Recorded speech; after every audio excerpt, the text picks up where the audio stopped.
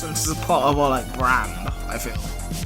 Yeah. We're going to like a podcast about like a Spider-Man cartoon from the 90s, which is like 45% nonsense. You know what? The idea of like just the way we act becoming a brand makes me want to throw up. Yeah, I felt weird just saying it. Well, that's the time to go for a 1990s Spider-Man show. Welcome to the podcast, everybody. As you can see, we're all very happy to be here this new year. They can't see us. They can't see us, but I have to keep telling you this. How many podcasts have we done? It's audio. I'll get it eventually. First of all, Happy New Year to one and all. And secondly, this is a podcast about Spider-Man the Animated Series, which is what we usually do, but we're not doing it today, apparently. Jack's tried to explain it to me several times. You sound pissed off. I made you not talk about Spider-Man. I mean, you did. But no, like, Jack is... true, I guess, yeah. Yeah, Jack is gonna, like, he's explained it to me, and I was nodding, but I didn't really understand. I'm sure everyone understands this apart from you. I mean, we'll see. I mean, they've just seen the title of the podcast and they understand it more than you. Okay, fine. Well, if you want to, like, split hairs in that way, then yeah, sure. Yeah, well, this episode, I figured we'd do a best of 2019. And not a best of our episodes of 2019, because... That would be so, like, self-congratulatory. Like, yeah. How... I would just get so meta. I feel like maybe I could do, like, the best of once we've done it. Yeah. Or something, maybe. But, yeah, it would be a bit wanky, to be honest. Super wanky. Yeah. But... Like a two-man circle jerk. It would just be sad. I mean, it already kind of is that, so does not make it more sad. But instead, I thought we'd do a sort of 2019 roundup. Yeah. And, I mean... I feel like most of us, and I know definitely me and Henry, can agree that 2019 was garbage. Just a flaming garbage fire. Yeah, you know, just in terms of the state of things, Yeah. It was the worst. But when things are that bad, you tend to turn to other things to help you through them. Yeah. Which means that there are some positives in 2019, because we can talk about some of the good things, the media that we like... distracted ourselves from the flaming orphanage fire during a food poisoning epidemic. Yeah, exactly. That was 2019. Yeah, so there's been some good movies, there's been some good TV, and then there's been a lot of just random stuff. So, does this have to be things that are 2019 only, or things that, like, we kind of, I don't know, I'm late to most things, Yeah. and that includes, like, most media, so there's lots of things I've discovered this year, Yeah, and I've kind of, like, just, oh, this is from 24 years ago. Shit. Yeah, I feel like we can catch up with that Okay. kind of stuff. I feel like the only rule is, if it's like from like December 2018, then that's that weird spot where Oh shit, it's that like, one mine actually was. actually really. Yeah. Well, let's start with that one. What is it? It's Blind Spotting.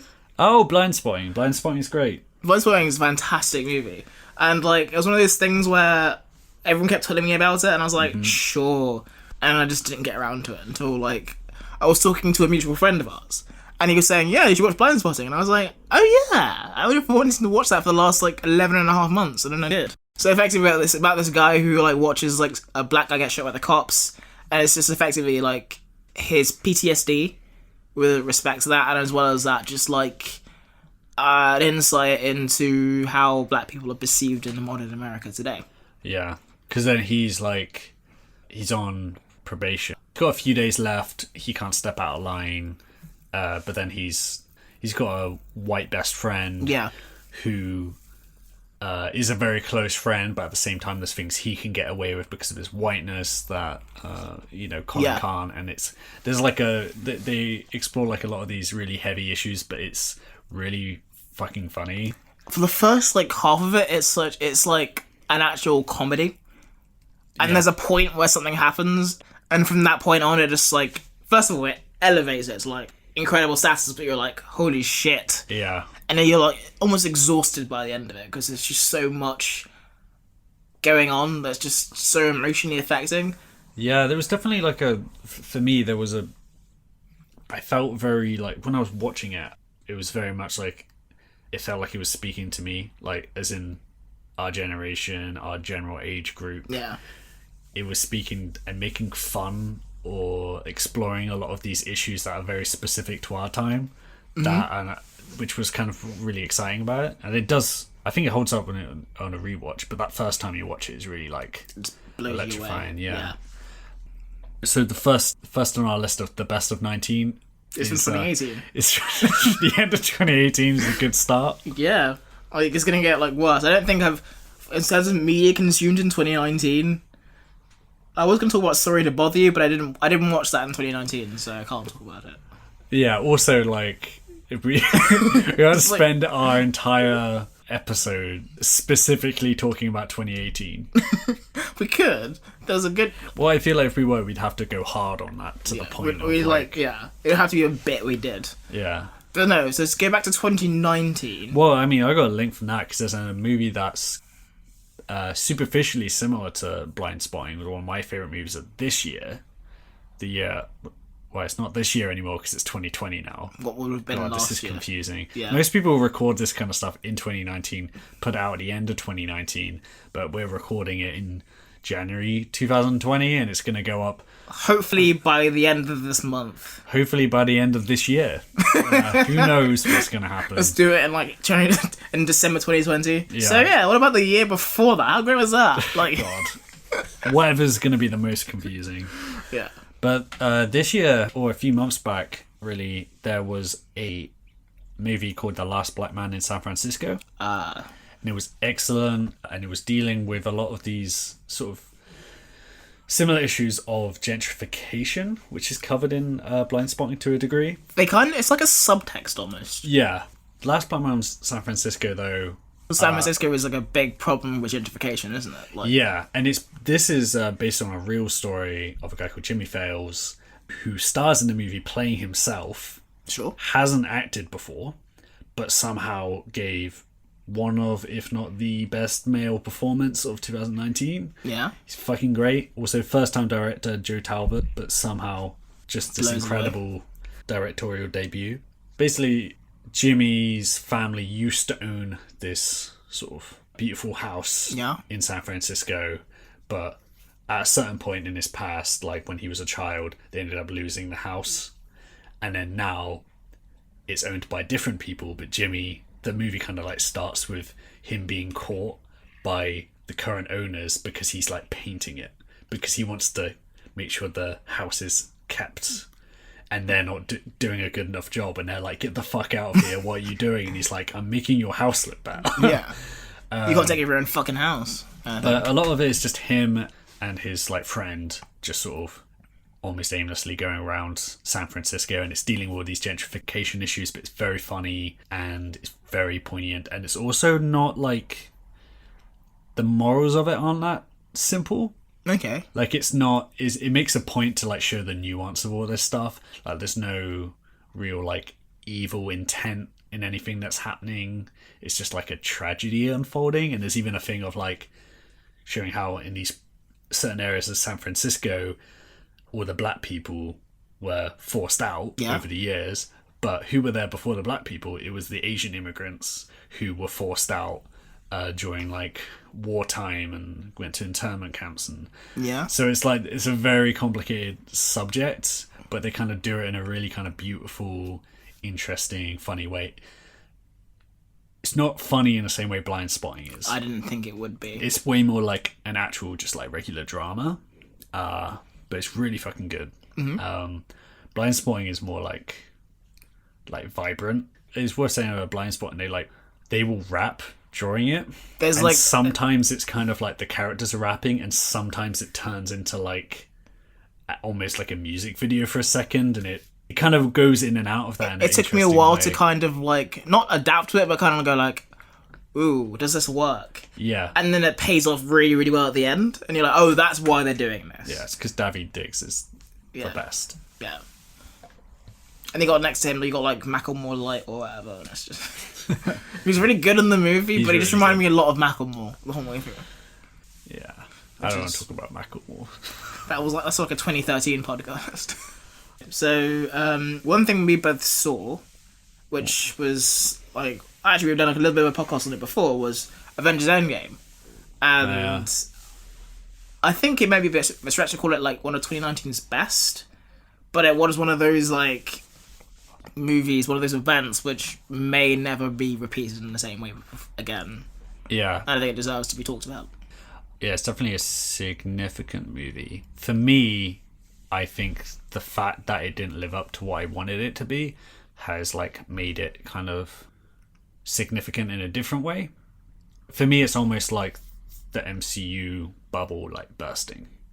It's become this gargantuan thing, and then it's crumbled under the weight of itself, and it didn't quite work. And now it's kind of a precursor of all the problems that I have in Endgame, I think, are going to kind of come up again. And then we've just recently had news that Scott Derrickson has left over creative differences on Doctor Strange in the Multiverse of Madness, which was like the thing I was most excited about in Phase 4. So yeah, we had a whole like podcast about that. Yeah, and then Black Widow I was kind of semi-excited for, and then that trailer came out and I wasn't that into it.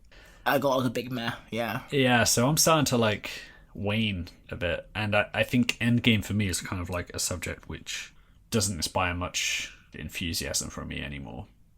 I understand your lack of enthusiasm about the movie, but I think that like if you told me this is where it was gonna go 5 years from now, I'd be like, shut your mouth, they can't pull that off. Yeah. And you can't, like, I think we've been spoiled to an extent where, like, you think about how many fucking studios have tried to make cinematic universes and how none of them have come even close to what Marvel have been doing. I don't think Endgame was perfect, but I don't think it needed to be. For me, I think you could see it from 2 points of view. I feel like in terms of the content we're getting, like the subject and the spectacle and all that stuff, Yeah. like we're spoiled. But in that trade-off, we've lost what we were being spoiled at maybe before, which was like this actual like good storytelling and good character focus that I think the MCU sort of like had good foundations with. And I feel like their success is I'm not going to do a Bane voice, but success has defeated them. Victory has defeated. Oh, it's victory, isn't it? Yeah. Peace has cost you your strength. Victory has defeated you. Yeah, so I think there's that element of that. And I feel slightly relieved when I see people who didn't like Endgame, but like maybe liked other Marvel movies, and they're kind of like, oh, it didn't quite work for me. And I'm kind of like, oh, okay, I'm not the only one then. Because when it first came out, it was a huge bummer for me, mostly because everyone was losing their minds over how good it was, and I was kind of like, it doesn't quite feel right to me. In retrospect, I just think it's not that great. I think it's a popcorn film at like its most like popcorny. 5 bags of popcorn. I would say 6. Oh, 6 bags. Yeah. Yeah, sure. But I feel like even on a popcorn level, it didn't quite land for me in that same way. I wasn't expecting it to be like super deep or anything like that, you know? But we got such a good story in Infinity War, and it just felt like an overly long epilogue to that story.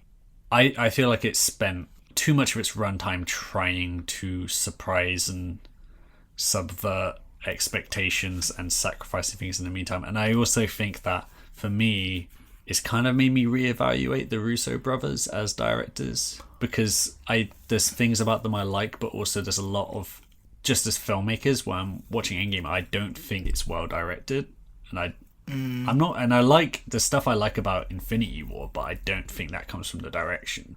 Do you think like more in script? I think, well, actually, I kind of agree with you on the back half of Endgame, but I feel the first half, before the time heist begins, yeah, I actually really love that part of the movie.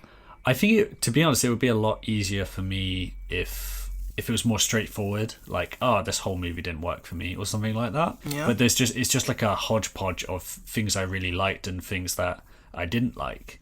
Like almost like they got 2 good movies and mashed them together to the point that they lost a lot of the goodness. It was like reverse synergy. It's kind of complicated because like there are certain points, you know, when something happens in a movie and you almost come out of the movie for a second. You're just like, isn't this just great that this is happening? Yeah. Like when I had this thing when they're like, oh, we have to go get Thor, and then it cuts to like, was Thor, it like Hulk and Rocket? Is it in the back of the truck? Yeah.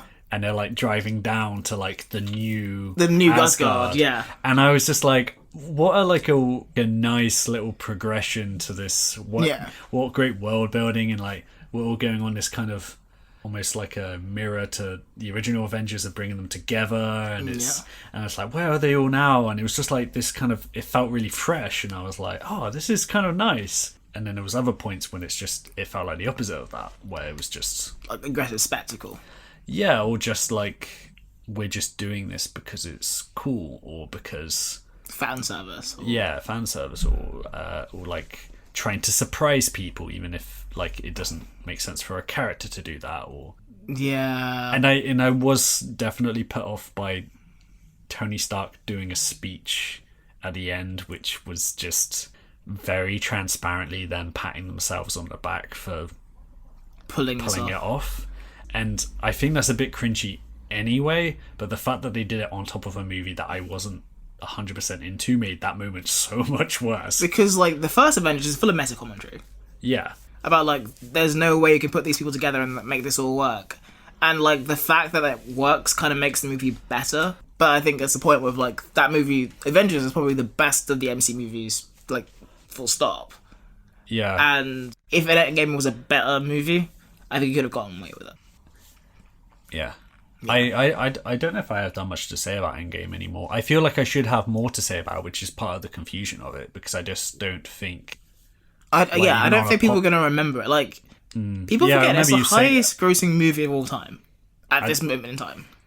And we won't talk about it in the way it feels like more forgettable than Infinity War. Yeah, me. It definitely is more forgettable. In the same way that Avatar was for what, like at least 3 years. Yeah. Actually, no. It was up until Endgame came out. It was the highest grossing film of all time. Yeah, I guess so. But no one can tell you the plot of Avatar, and I think it's one of those things where like it's Pocahontas. Yeah, people say that, but they can't tell you the actual what happens in Avatar. This is why people flocks to it. I can tell you what happens in Avatar. There's a bit where the bad guy has a giant robot mech suit, and the giant robot mech suit pulls out a knife out of its knife holster, and it has a giant combat knife, and not like a knife that comes out of the arm, like an actual giant robot combat knife. They built a giant knife and put it in a giant knife holder on the leg of the robot so that it could pull it out and then chuck it hand to hand and do like flicky things like it was in a regular knife fight but as a robot. Like, think about how many engineers died putting that together for no reason. It's just the funniest stupid shit in the world. Yeah. And that's the highest grossing movie of all time. That movie's like 8 hours long and I can't remember anything that happens. Neither can I. Like, I remember seeing it and being really excited, but I don't really remember what happens in it. Yeah. I know that it's one of the many instances of the Zoe Saldana being a different colour. Yeah. She's like the weirdest self-hating black woman out there. And it's got like no fucking... comment. Yeah. Jesus. I'm going to stay away from this. Yeah, and you've got like the most like nothing burger of an actor and... Jai Courtney. Like, discount Jai Courtney. Is it not? Oh, it's Sam Worthington. That motherfucker. Like, everything he's in, I'm like, you might as well just have like a mannequin. I've never watched a Sam Worthington or Jai Courtney movie where I've known which one it is, apart from Suicide Squad. I remember he's in Terminator Salvation as well, isn't he? And he's fucking bad. That's the thing. There's 2 Terminator movies, and one has Sam Worthington and one has Jai Courtney. Oh shit! No, you're right. Jai Courtney's in one of the new ones, which I haven't seen. Oh, you're right. That is Sam Worthington is a robot man in Terminator Salvation. Yeah, in the one where Christian Bale went nuts. Yeah. Anyway, what a waste of movies to go nuts on, you know.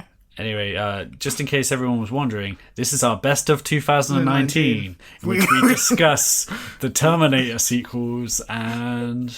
Yeah. It's actually a Terminator movie came out in 2019. It was not part of the best of 2019. No, we didn't see it. But we'll talk about the ones that came out in like 2011 or whatever. 2009. Yeah. Okay, so from this year, what else have we seen? I got like a long list here. You might want to go because I'm just going to skip a lot of them because I wrote some down because I was like, I'll skip over them if we ain't got time. But we're talking a lot of shit about a lot of nonsense, so... I mean, like, this is that anti-Spider-Man show. That's like our sub-tagline. Okay, right. I tell you what, if Avengers was the most ambitious crossover of all time of superheroes, then at the end of the year we got the most ambitious crossover of indie darling actors in Little Women, which I thought would be fine, because Greta Gerwig, who did Lady Bird, I think she's decent director. You got She's a good Florence writer. Pugh, you've got fucking Chalamet, who's great and everything. Yeah, you got Timothy Chalamet, you got Saoirse Ronan. Yeah, just everyone's in this movie. And Emma Watson. Emma Watson's in it, and Chris Cooper, the Green Goblin himself. Yeah, of course. Best known for playing the Green Goblin. Goblin for 4.5 minutes. Yep. And Laura Dern. Laura and Dern. very distractingly, Bob Odenkirk turns up at one point. I saw someone post this online. It's a really good point, but he turns up and at the point he's wearing like the army uniform of that time, and they're like, do not put Bob Odenkirk in an outfit because it makes it look like an episode of Mr. Show. You know, and it is true.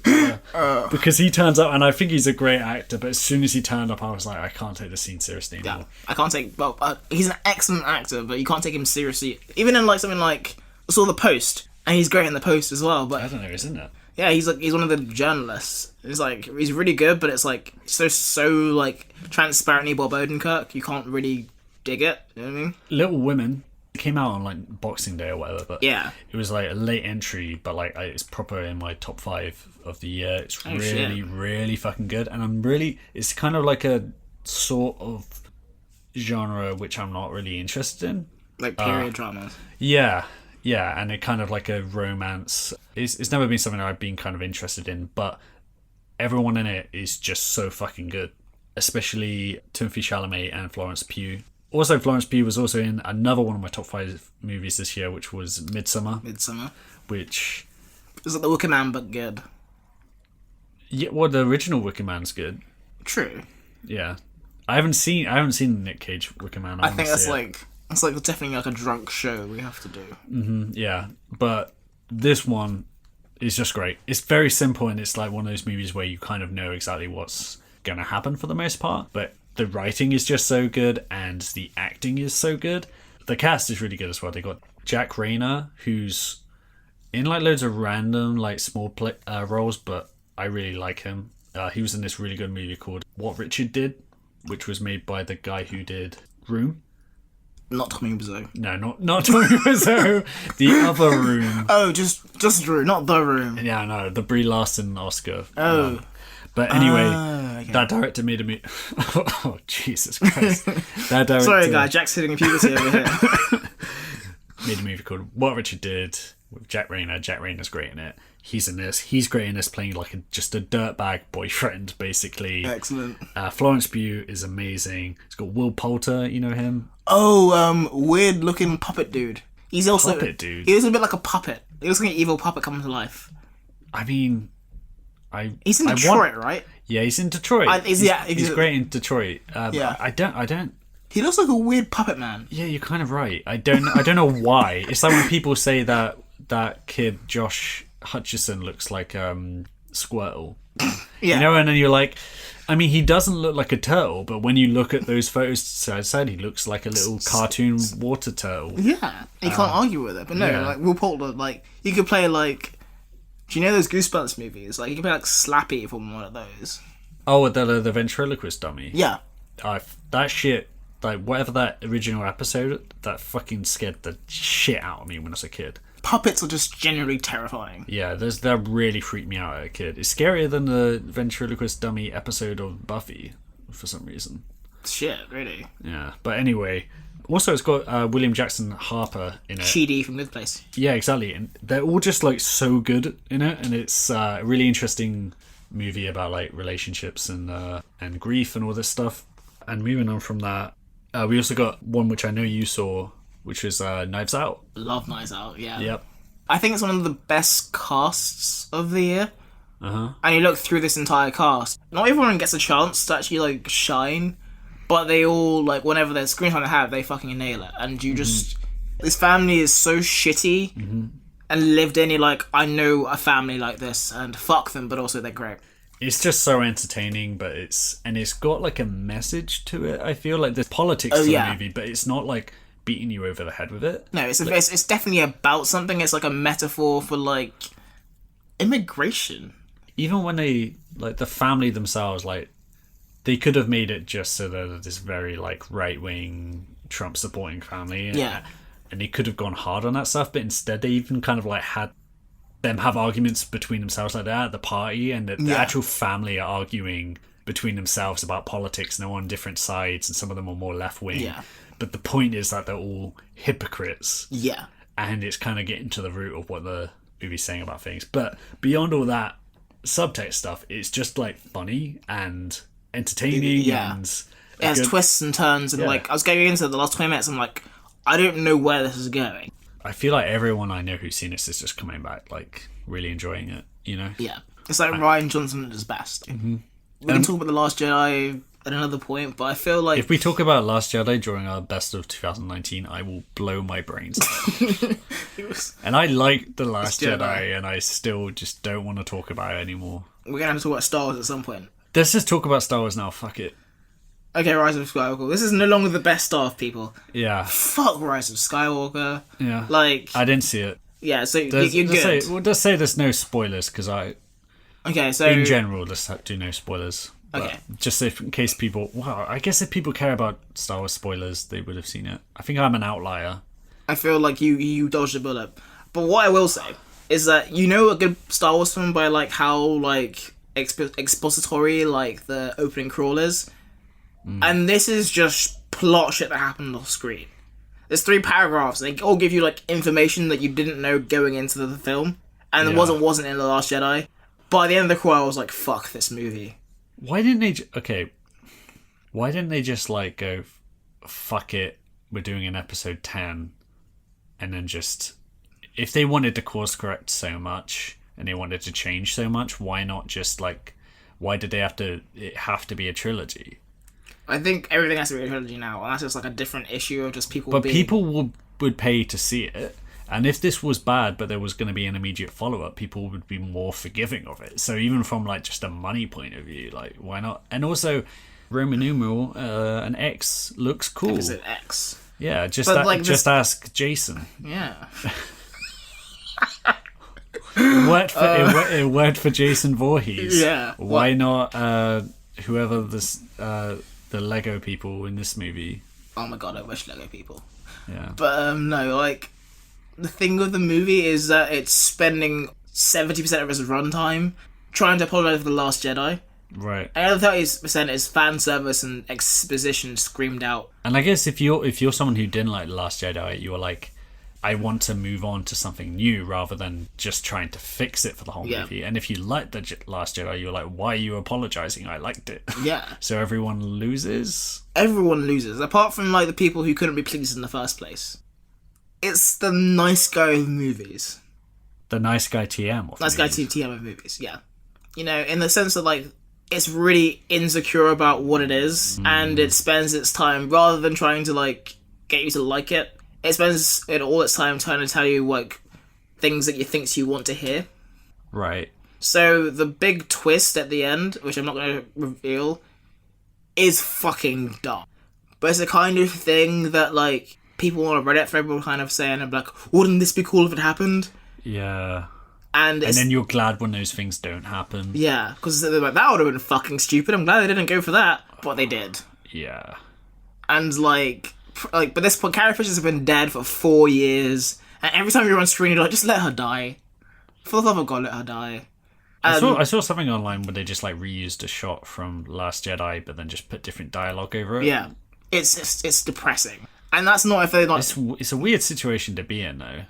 Do you think it would have been better if they just like at the start they were like, so Leia died off screen?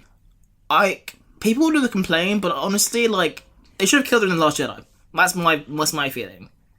Was it too late at that point to like to change The Last Jedi? Well, she died in 2016, right? Well, no, like late 2016, I guess. I didn't realize it was a whole year before The Last Jedi. It was a whole year before The Last Jedi. Oh, okay. There was time for them to reshoot things, I'm assuming. I guess quite a lot of the ending of The Last Jedi kind of required her to be there. I don't know. One of the problems is that this trilogy was so beholden to the original movies, plot-wise. Well, what plot? There was no plot in the last.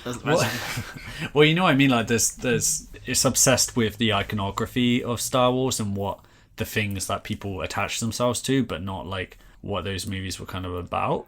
It's So, constantly reminding you of better movies. like you would think that like maybe The Force Awakens would be like sort of issuing in this new Star Wars universe, maybe using Elements. people like Han Solo Yeah. and Leia, and then you're like, okay, well, kind of some of those pieces are off the board, and then we got sort of like a Luke is kind of the Yoda in the second one. That kind of works, but then it seems like they just kept running with that. Yeah, they kind of just bring in Billy D. Williams instead. Man, it made me upset that Lando was in this movie. Do you know how every Star Wars film has the line, "I've got a bad feeling about this"? It's Lando who delivers it, and it makes no sense in context. You're like, I actually went like, fuck off in the cinema. I was like, this is the Star Wars film we deserve. On that note, I'm going to move on because, again, best of 2019, we're talking about 2018 movies, and we're talking about worst movies of 2019. The take home with the 2019 sucked.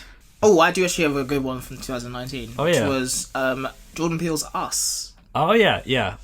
I don't have a huge amount to say about Us other than it was great. And actually, I tell you what, I do have something to say, but I won't say on this podcast, but I'll link in the description below this episode. I wrote about Us for Film Inquiry earlier this year, where I wrote about Us and the horrors of privilege. It definitely delves into a lot of that kind of stuff, and you can read more about my thoughts on it there. But why were you so into Us? Well, it was one of those things where, like, obviously I've seen Get Out, and I love Get Out, but you were kind of seeing how Jordan Peele would kind of take this idea and run with it. As a caveat, I think that if we're talking like a script, I think Get Out has a tighter script. I think Get Out is, on rewatch, as solid as a movie can be. It's Perfect, tight. man. And Us is less that, but I think, like, the ideas behind it, like, it's a more ambitious film. And, like, some of those things come off, some of the things don't come off, and, like, you can tell the kind of script it is that, like, there are things you notice, like, going back on rewatch and going, oh shit, I didn't realise that. And I think it's doing a lot more, and it doesn't always like stick the landing, but I think it deserves a lot of credit for being able to like take those leaps and wobble, but like mostly kind of. I think that's a really good way of putting it. I think this is a very ambitious movie. Yeah. And it kind of gets away from itself. I'm all for like watching movies like in a like, you know, metaphorical way, but there's like quite a lot of questions that are raised in this that aren't interesting, but just mechanical questions that you're wondering as you watch it, and sometimes that detracts from it slightly. I don't think it's like starts overthinking. You're like, this doesn't make sense sometimes. It's definitely like watching someone do like jump up and do 10 backflips in the air and then land and kind of stumble, and you're kind of like, well, I mean, he didn't land it, but 10 backflips is all backflips. yeah, I'm glad someone's trying this. Yeah. You know, because It's the opposite of the Rise of Skywalker. yeah, It's safe. It's right? safe. It's Rise of Skywalker is super safe. It's like, look how like much you like me, guys. That thing you don't like, I'm not doing that anymore. I can change it, baby. And it's so unsure of itself that you're just like, let's just be friends, Rise of Skywalker. But that you look at us, like, I gotta do 10 backflips. I'm gonna fuck that movie. Yeah. That movie's doing something. Right. So in like movies I would fuck, Us is top of that movie. And Lupita Nyong'o is great in it. fuck her too. Jesus We're gonna Christ. cut that. God. Aside from that element Yeah. of her, she's very great. I put 5 on that. That's good. It's back in. Put it back in the podcast because of that line. But her performance is so good, so varied, and to the point where it's almost like there's 2 different actors on set. Winston, not Churchill, Duke, yeah. Yeah. Winston Churchill. Oh, he's great in Black Panther. Yeah. Weird pairing to Yeah. have him married to Lupita Nyong'o, Yeah. but what you can do. I mean, it works. I mean, they're very convincing on screen. But no, like, he surprised me, actually, because I knew him, obviously, just from Black Panther. Yeah. And he came in as a completely different character. He makes you laugh on the screen. He's just, like, a very, like... I know, like, most people say, like, yeah, like, acting is about 2 different ranges, but... Some people can't, like... Some people are good at doing variations of the same thing. Yeah. Ryan Reynolds. Yeah. Well, I mean, is he good? We could talk about how good Ryan Reynolds is for ages. No, what we already talked about was the MCU Phase 4 podcast. Yeah. Yeah, so if you want to hear a shit on him, then you go to that one. The point is that he's good. He's excellent. He's great. Also, Tim Heidecker's in this movie. I forget that's Tim Heidecker. More Tim Heidecker in movies, please, because I just love seeing it. I actually think he's a legit good actor. He's an excellent actor. And also, I'm just a little bit obsessed with him at the moment. Yeah. Jack has been watching a lot on cinema on YouTube. I'm just watching Tim Heidecker content every single day. And Literally. It's just a lot for my brain, but I want more. So Jordan Peele put more Tim Heidecker.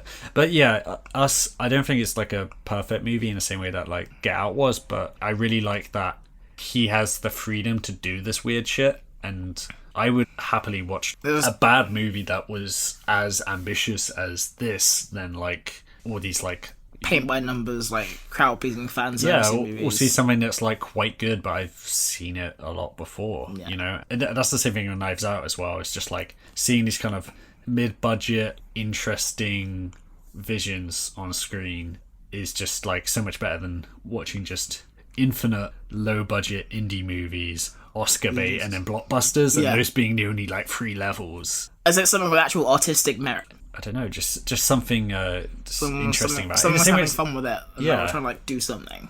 And on that note, Parasite. I've not seen Parasite, but apparently it's fucking incredible. Well, technically, it's not even a 2019 movie for us because Parasite isn't out in the UK until like February. There's so many films like come out the late end of last year that I was like, I really want to see this. Like Parasite, like Uncut Gems, I'm like fucking digging. Uncut Gems came out like 2 days ago here. Shit, okay. Yeah, we get like a lot of delays on random stuff. Like, I'm sorry to bother you, took forever to come out here. Yeah. Either way, Parasite is great. Everyone hyped it up, and it's worth the hype. And it's also, like Us, it's another one of these like movies that's like kind of like wrestling with like privilege and like wealth and class and all these kind of interesting stuff that people are kind of discussing outside of the movies and now happening in some of these like really interesting movies. I think that's like a common thread through all the best movies of this year, including Hustlers. I've heard good things. It's like Goodfellas with strippers, right? Yeah, it's really good. It kind of reminds me of Us in a way that like it's the same thing of like I'm really into what this movie's doing and it doesn't quite come together for me at the end. Yeah. But it's still like really interesting, really well acted and really well written, and it's very much a eat the rich kind of movie, which I wasn't really expecting. I thought it was going to be more like about like female relationships and that kind of connection, and it does have that, but it's definitely way more about the economic crisis and how that affects the poor people the most. Yeah. And how they're kind of almost getting some kind of retroactive like revenge on the wealthy men who sort of, you know, culpable for all this stuff. Again, those are a lot of big ideas, but it's just like really funny and just get a good crowd in the cinema, and it was just like a really good time. Excellent. So that's another one along that vein. Did it remind you of that Steve McQueen movie, which I wanted to see but didn't, where like Viola Davis bangs Liam Neeson? Widows. Yes. Yeah. That's how you would describe that movie. It's a movie about her having sex with Liam Neeson. It's like the striking thing about it, because I'm like, I never like could picture them together, and I was like, holy shit, that kind of works. It is like a thing where you, in the movie, because I didn't know he was in it, and then I'll watch it and you're like, oh, Liam Neeson's in this and he's making out with Viola Davis? He's really going for it as well. Yeah, and then you're like, oh, okay, yeah, this works. But Widows was great. It was one of my favourite movies of last year.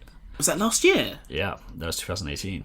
I have no concept of time. Yeah, it was like, I think it was like maybe December or something, so it was late. It's kind of a moot point, but The Irishman is good. 3.5 hour runtime. I don't watch movies above 3 hours long. It's very like, it's kind of got like an episodic quality to it. I enjoyed it enough that I was going to slowly watch it over one day, but I ended up just sitting down watching the whole thing in a row. Shit. So it's that good, but you can just sort of pause it and come back to it, you know? Yeah. I mean, like anything, it's better if you kind of watch it in the same session, but like I think if you, in an afternoon, you watched it and you kind of like stopped to like, you know, go make some food or like whatever, then it's not going to make a huge difference. But it's just really good. Martin Scorsese making another gangster movie is always going to be like, It's just some of the good fellas or whatever. yeah, and you kind of expect that he's going to be proficient at it, but you're kind of like, why is he going back to this world when he kind of made such a definitive movie on it? Like, what's the new thing to say? And he definitely has some new things to say here. It's very like sobering, like not glamorous whatsoever look on what living a life of violence actually does to you and the people around you, and how the kind of ideas of honor in those circles are kind of just bullshit. It's kind of very like Sopranos. I was going to say, like, does it remind you of The Sopranos a bit? Yeah, and unfortunately, I love The Sopranos so much that I watch everything, and I'm like, it's like The Sopranos, but not as good. which is no shame, honestly. Yeah. Not many things are as good as The Sopranos. Yeah, that's why I didn't watch Rise of Skywalker, because I saw the trailer and I was like, it doesn't look as good as The Sopranos. Henry saw it and I said, was it as good as The Sopranos? And he said no. So I didn't watch it. That's fair. Yes, it's a really hard barometer to meet. I mean, like, a lot of things were, like, not as good as The Sopranos, but there was some really good TV this year. First of all, let's start with Watchmen, which was fucking great. Yeah. I really did not think it was going to be good. I was really bummed out they were doing, like, another season of, like... Leave Watchmen alone. We know it's unfilmable. Leave Alan Moore alone. Like, that motherfucker does not need more, like, screen time. Yeah. Don't give him airtime.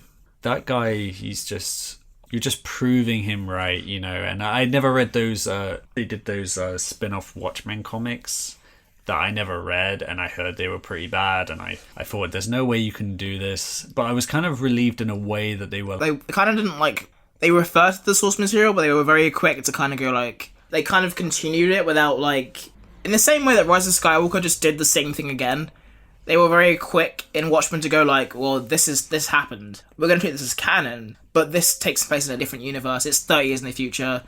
There's tenuous links, but it's a completely different movie. And there's also, like, for me, what I think a lot of continuations and revivals and stuff, like the new Star Wars movies, kind of forget is to focus on the underlying themes and what the original property was about, rather than just like the surface stuff. I mean, there are, like, you know, you do get elements of that original story coming back, but they're asking similar questions that the original graphic novel asked, but like reframing it as like, what does this mean in 2019? And mixing in a lot of like really like thorny 2019 topics in a way that, as I was watching it, I was like enjoying it and like excited by the fact they were talking about it, and like was kind of like, well, this is kind of ballsy, but at the same time I was kind of scared watching it, because I was like, surely at some point you're gonna fuck this up. Yeah, got Damon Lindelof talking about like black issues throughout like the century, and you're like, I love it, I love your energy, but I'm like, please make sure you say this in the right way, because this could be misconstrued really easily. Especially when they do stuff like, I think it might even be in like one of the first scenes where you got a black cop approaching a white guy in a car in a kind of threatening way, and then he's asking his police chief for permission to release his gun. Yeah. Because he's not allowed to like even hold the gun without explicit permission that it's a threat. And you're like, I mean, it is a TV show that kind of starts with like, this is the future that liberals want, and then shows it to not be a good thing, and you're like, this is such a complicated thing to come at politically, but it still manages to sort of weave in and out of these really complicated issues, and also like deliver like a compelling narrative as well. Very compelling narrative. So I think it's really hard to like talk about that stuff and not just like get bogged down in it. Yeah, there's a lot of credit for like subverting the superhero like angle, because in 2019 superheroes have been done to death, and even like subversions and like takes on superheroes have been done to death, and it still found like a refreshing way of like approaching the superhero question. An interesting side note to that is that you got The Boys this year. Yeah, The Boys was good. You saw The Boys? No, but I've heard good things. See, that's the thing. I like The Boys a lot. I'm going to watch the second season. Really enjoyed it, even though it, on the surface, looked like something I wouldn't... Because I'm not really into that kind of... There's a lot of graphic novels out there, which is like, what if superheroes, but super dark and edgy, and everyone's having sex and their heads are exploding? It's what people think Watchmen is. Yeah, and I worried that it was going to be kind of that as a show. But it kind of did it really well. But one thing I will say, though, is that whereas The Boys, I think, is a very entertaining show. Watchmen feels like way more fresh, because The Boys is kind of, as much as they've updated the original graphic novel, the original comic series, it is also like they're kind of updating an oldish satire, like a 2000s dark look at what like a DC universe would actually be like. Whereas Watchmen feels like someone coming in and be like, yeah, let's talk specifically about the state of the world today. Yeah, and how like our inclinations towards like powerful individuals is ingrained in all of us. Yeah, and it also like weaves in like actual original Watchmen characters in a way that They feel natural to like the progression of also the ending of like the last movie, and like how that movie ends. There's like a couple of characters you're like, this is a direct result of what happened at the end of that movie. Yeah. And as well as that, there's some characters you think like, oh, this kind of shit would have happened all the time. Like Lube Man, for example, something that like... Where's Lube Man? Let's find out where Lube Man is, season 2. We definitely know what Lube is. This is the other thing about Watchmen. It reminds me a lot of Westworld season 1. Did you ever watch Westworld? It's on my list. That first season does something very similar to this, in which it's, taking an old property, but then like doing a sort of remix of it, and then asking a lot of big questions, and then ending in an ambiguous way. And we won't get into like the specifics of either of those. Those are spoilers, but I remember when Westworld ended, and I was like, wow, they definitely end on a what could happen next sort of way. But I remember being like thematically and just like on a level of catharsis, I was like, wow, what a great end to a show. Yeah. And then they announced they were going to do season 2, and I was like, oh, and then I was like, well, of course they are, because it was so popular and it was kind of open-ended. But I was like, no, I'm okay. And then I never watched the second season, never had any compulsion. Like FOMO. Yeah, because I was just like, and then I heard a lot of people were unhappy with it, and there's some people who liked it, but I got everything I wanted from that first season. And having that bit with Watchmen here, where if they end it now, you'd be like, that's good. Yeah, and I'm curious what will happen next, but I'd rather be left with those questions rather than potentially come back in and ruin it, because they did something kind of that felt kind of impossible. They made it really good. So yeah, good for them. The one thing as well as introducing new characters, they kind of maybe like characters which truthfully did not like, or the original returning cast. So that's not returning cast, returning characters. Mm-hmm. So Ozymandias, played by Jeremy Irons. I don't know what the fuck accent he was doing through that entire show, but I was digging the whole thing. Yeah, Jeremy Irons. Yeah, is great. He's great. As an actor, not as a person. Garbage person. But same with Oh, he's not going to come on this show now. Oh shit. Laurie is also excellent. Jean Smart, is it? Jean Smart, yeah. Yeah, she's really good, and it's like a very you kind of see her, and she's so much different to how Laurie is in the original story. But it's a natural progression, and it feels like it makes sense. Yeah, and you get these like snippets of the effect on those people, but at the same time, it's like, I mean, you don't get everyone, and maybe that again leaves it open for the second season. And I think I would be too tempted to ignore it. I would end up watching it, but I'd be a little bit worried that it wouldn't make it work in the same way that this does. I want to talk about not one season of it, but like one episode of Black Mirror. Shit, I haven't watched Black Mirror in so long now. Like the last season. Is that this year? That was this. I think it must have been this year. At this point, I think I've only watched half of it, like the whole show. I mean, like I think for the most part, like you're good. Like one of there's 3 episodes, 2 of the 3 episodes. One of them is good, but the one that is good is excellent.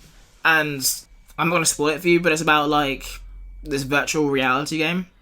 Anything to do with virtual fucking with your sense of reality scares the shit out of me. It's actually kind of almost sweet. So It's got like Yahya Abdul-Mateen, who is, for reference, Black Manta and Aquaman.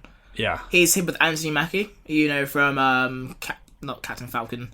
Falcon from Captain America. I'd watch that. Can you imagine him? He could do the show me your moves like pretty well. Yes. Falcon punch. But yeah, he's they're these 2 best friends in this like virtual reality like fighting game. Right. And I'm not gonna I'm gonna spoil it a little bit, but like it kind of like goes into like their relationship as friends, and there's maybe more than that. Okay. It's kind of done like the Black Mirror way of like being boosted in technology, and it kind of raises really interesting questions. So it's like a Black Mirror episode that isn't about how the world is garbage. No, That's nice. Yeah, it's actually Because like, it actually, like, I stopped watching Black Mirror because it wore me out. Like, it's depressing. Every episode of Black Mirror that I've seen has depressed me so much that I've actually become, like, almost, like, scared of watching another episode. But after a while, I was like, for my mental wellness, I'm just going to stop watching. Yeah, and, like, sometimes, like, it makes sense to have the end on a downer, but there becomes a point where it's just like, how can we find a way to make this sad? And it just becomes kind of gratuitous. And this latest season of Black Mirror isn't great. I'm not gonna lie, like, the third one with Miley Cyrus, I like. It has good moments, but I don't really like it. And the second one is a nothing burger of an episode. But that first episode is fantastic, and I recommend that one and none other. Going on to other technologically based TV shows, I want to give a little shout out to, like, the last season of Mr. Robot. Oh yeah, shit, yeah. Yeah. I never watched it, but heard good things. It's fucking fantastic. A bit like Us and a bit like lots of movies this year. Mr. Robot's a lot about the world we live in and why the way it is. It kind of goes into what would happen if there was a revolution and, like, how that kind of devolves over time. But there's also a lot about, like, your past and your traumas and stuff like that. And the last season it sticks to landing, you know? Like, you have this character who, in Rami Malek, you kind of followed through this entire kind of sequence, and it's giving you twists and turns and that kind of thing. But this last season is about, like, him taking to a breaking point and then, like, finding him a kind of satisfying conclusion. I think you should watch it. I think you'd really like it. And I'm so bad at watching TV. Yeah. But I'll try. Yeah, watch the first season, because, like, the first season's, like, fucking fantastic. But I think the last season, like, by, like, the third to last episode, I was just, like, gripped. And, yeah, Mr. Robot Season 4. And I had another one. Did I have another one? I don't know if this was this year. Well, I can tell you two that I know that you've seen. Yeah. Which is I Think You Should Leave. That was this year. That was this year? Yeah, I completely forgot about that until I saw it earlier. I don't really have much to say about that, but I feel like watch one episode of this sketch show. What's the name? Tim something? Tim Robinson? I was going to say Tim Robbins. It's quite something like that, yeah. Anyway.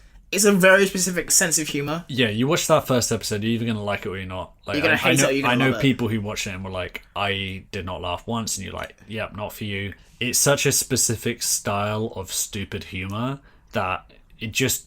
I might do a rewatch, actually, because sometimes I just think of one sketch and I just start laughing. Yeah. Just when I'm, like, on the bus. I kind of want to talk about the sketches, like, my favourite sketch in it, which is probably the hot dog one. Very memeable show as It's super memeable. A lot of the sketches kind of revolve on, like... It's like taking one... concept way too far. Way too far. Like, to the point where, like, everyone's like, just leave it alone. Like, that the concept's done. And then Tim Robinson's like, no, it's not done. Yeah, and he just keeps going, and it's just... And that, like, kind of, like, gap between, like, flogging a dead horse to, like, somehow going full circle, making it funny again. Yeah, it's ridiculous. I feel like there's a couple of sketches in it that I didn't find as funny, but they weren't... It's such a higher hit rate than I normally get with sketch shows. Because I love, like, things like... Key and Peele, for example. Key and Peele, or, like, Mr. Scher and stuff like that. But there's always, like, a few sketches where I'm like, oh, this is not that great.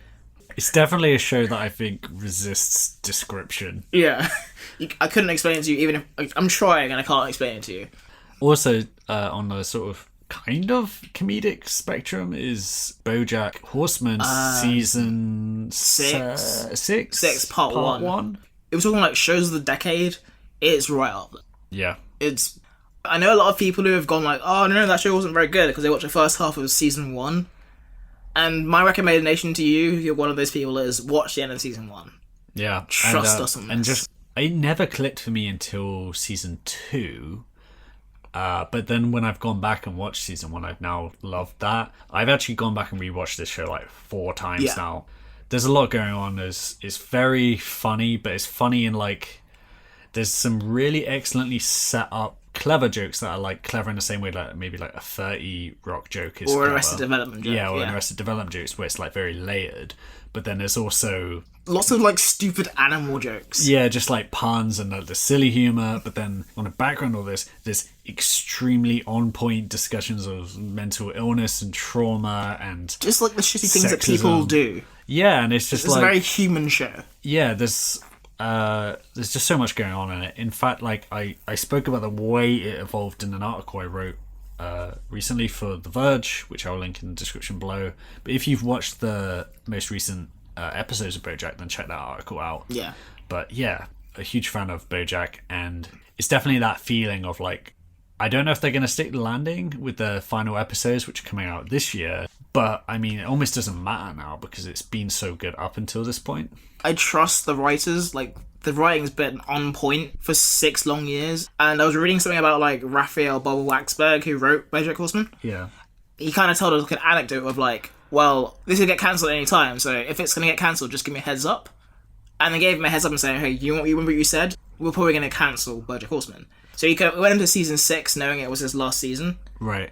And to that point, I think they would have had an ending planned out, and it was written in a way where like they could have cut off at any point post-season. Yeah. So I'm confident they'll stick to that. Yeah, like a bit of a Breaking Bad thing almost. yeah, just like we're going to end this when it's appropriate to end this rather Yeah. than just keep going.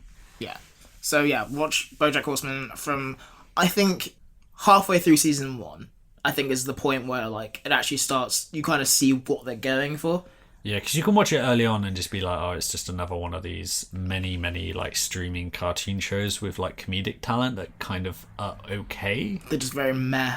Yeah. A bit like F is for Family, which is like fine. To be honest, I kind of just like did that binge watch thing of just like plodding through, going like, oh, this is kind of funny. And then Stanley Tucci's character comes in, and you're like, oh shit. Stanley Tucci. Yeah, Who's he again? he's Herb. Oh, right, yeah. I was getting confused between him and J.K. Simmons for some reason. they He's look- also in this show. There's a lot Also, of really there's a lot big- of good like. It becomes completely ridiculous by the most recent season when you see the guest starring bit and it's like 4 huge names Yeah. and you're like, what? They were in this? Yeah, some people are in them as themselves. Yeah. Paul McCartney's in one episode. Yeah, I couldn't believe that. Yeah. Oh god, his episode, Daniel Radcliffe's episode is my favorite episode. Yeah, it's the best ending one. But God. before we get too obsessed with BoJack, Yeah.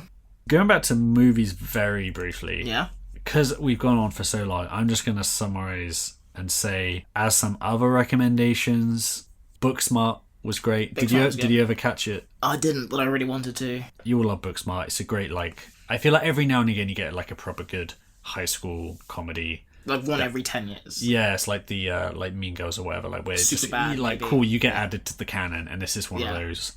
It's really interesting, and this is only for like us as like British people. But if Beale Street Could Talk came out this year, but I think it came out in the US in like 2018, so Yeah, it's a whole doesn't different count. thing. But that was great because like, I mean, Barry Jenkins adapting a James Baldwin novel is like, it's just like a perfect matchup. Yeah. And High Life with Robert Pattinson was excellent. Was Good Time this year? No, that was last year. I think. Shit. Also, Burning was one of my favourites of the year. Definitely in my top 5. Until.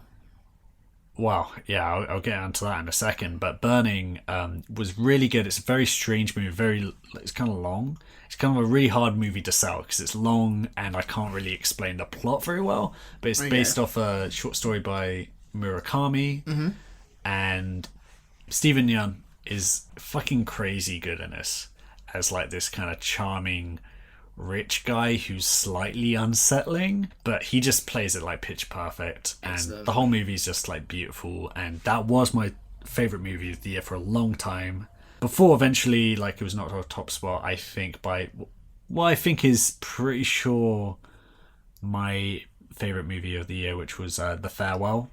Is that the one with. Awkwafina. I've not seen that one actually. The Farewell is really fucking good. Awkwafina's living in New York, but she finds out her grandma in China, who she's very close with, Yeah.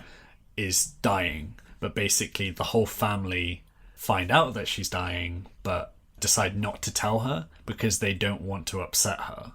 But they all want to say goodbye to her. So they get all the family down to visit, but they're all coming up with like lies as to why they're there, Yeah. and trying to deal with their grief at the fact that she's dying, whilst also Trying to pretending that she's everything's not, yeah, fine. that she's not dying. And it's simultaneously like really beautiful and poignant and everything, but so funny as well. And it's really interesting to see something about grief be that funny, and also about like how like different cultures kind of deal with death in such different ways. Yeah.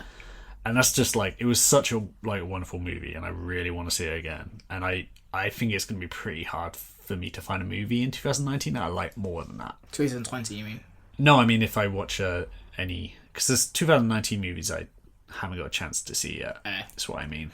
Fair enough. Okay. Yeah, there might be something in 2020 that I like more. I'm hoping. I mean, like what is coming out this year? Let's get to like October. I feel like once Halloween goes around, we get to like November, December. That's when the good movies come out. Also, these aren't really like best of the year, but I thought it's worth bringing up just because of the subject of this show we're meant to be doing being superhero related. Oh shit! There's a Spider-Man movie this year that came out. There was a Spider-Man movie, yeah. But let's not talk about it very long. Because, we had like 2 episodes in that. Yeah, literally 2 episodes on that. So if you guys want to hear what we thought about Far From Home, go check those out. Stop listening, just go check that out, because we're not talking about this again. Yeah. All I'll say is that my excitement has died down. The more I think about Far From Home, the less I like it, but I would say I still liked it, and I still love Mysterio in it. The reservations I brought up in that movie have like intensified, and the glee of the things they liked about it has kind of worn off slightly. Yeah. But I'd be interested in watching it again to figure out if I changed my thoughts that much. Yeah, probably me too, actually. Also, there was Shazam. That was this year, right? Or 2019, I mean. Yeah, I don't know. Did you see Shazam? I didn't. Oh, Shazam was fine. Anyway. I mean, we got a low bar at this point. It was like, I'm sure, like, very, like, good movie for kids. I'm sure it was like a it was well-meaning. It was better than, like, 99% of DC films that have come out so far. I tell you what, like, there was a point in Shazam where I was like, this is really surprisingly good. Like, I'm really into this. If they just wrap up this, like, closing 10 minutes, then, like, this is actually going to go down as maybe my favourite superhero movie of the year.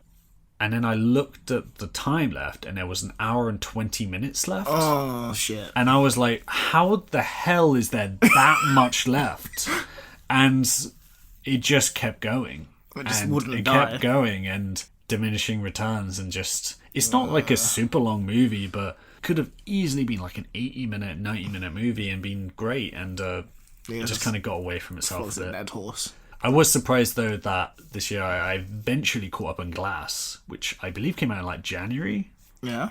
I think Unbreakable is okay. I didn't like Split. And Split's a bit overrated. And I'm not a huge M. Night Shyamalan fan anyway, so I wasn't really like hyped about this at all. And then I heard like it got like very mixed reception, to say the least. But I ended up coming to it quite late, and was surprised that I actually found it quite interesting. Yeah. Not like a best movies of the year thing, but it felt like it was asking some interesting questions about like the superhero genre, and it had like some fun to it. And Bruce Willis was actually kind of good. You actually gave a shit? I mean, he gave a little bit of it. It wasn't much, but it was more than Die Hard 7 or whatever. Or like Red 2. Yeah. He wasn't literally sleepwalking. He was awake for most of it. Yeah. Which is like a 5-star for Bruce Willis at this point. And Samuel Jackson fucking goes 100% on this. He really goes for it, and it's kind of great. Speaking of Samuel L. Jackson, though, how are we going to grade this as I say this, but we could talk a bit about like Captain Marvel. Oh, that was this year. Yeah. I actually, when I first saw Captain Marvel, I was actually really into it, but it's kind of faded from my memory a bit. I think when we which I think is telling. Yeah. When I talked about like it on the Ranking the MCU podcast that we did, it was like on the lower level of like enjoyable but forgettable. I think it rests safely in that middle category. And I think initially because there's like sadly there's a political aspect of the movie which there really shouldn't be. Well, you mean as in like political in the discourse, not the movie is political. Political and discourse, yes. Yeah, because we're not saying we don't want politics in our movies. That's not our vibe. No, politics should be in movies. Well, you can't get rid of them. No, politics are deeply tied to our people as a nation. They're everywhere. They're Literally, everything is politics. You just don't realize there's it. politics up your butt. There's Like, politics. just all the way it's like just sand. down in your- yeah. It's coarse. It gets and everywhere. rough. It gets everywhere. No one likes it. Okay, but yeah, like Captain Marvel was one of those movies where, like, leave it the fuck alone. That's all I have to say. I think people are. Well, people are still mad at Brie Larson, but Like, still being a terrible actress, which is. Remember that she won an Oscar, you dicks? Brie Larson is an incredible actress. I think Yeah. she's okay in. I don't think she's given a very good script.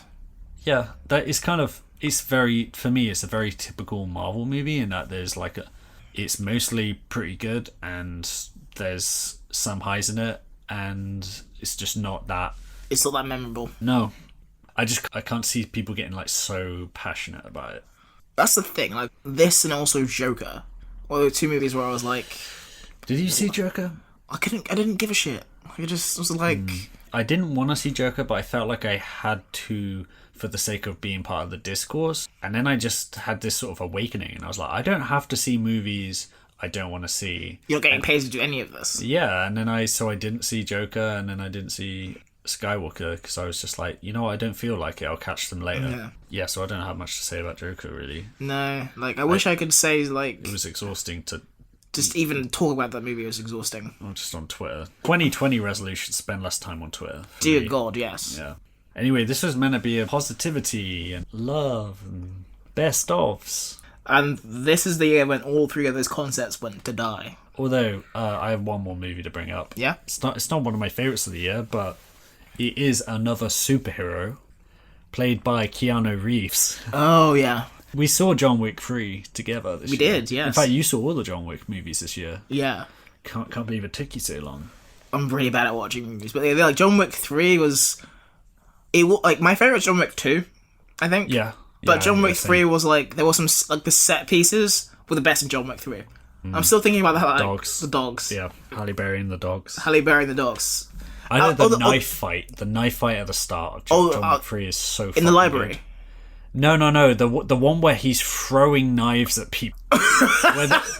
where they're like in the knife museum or yeah.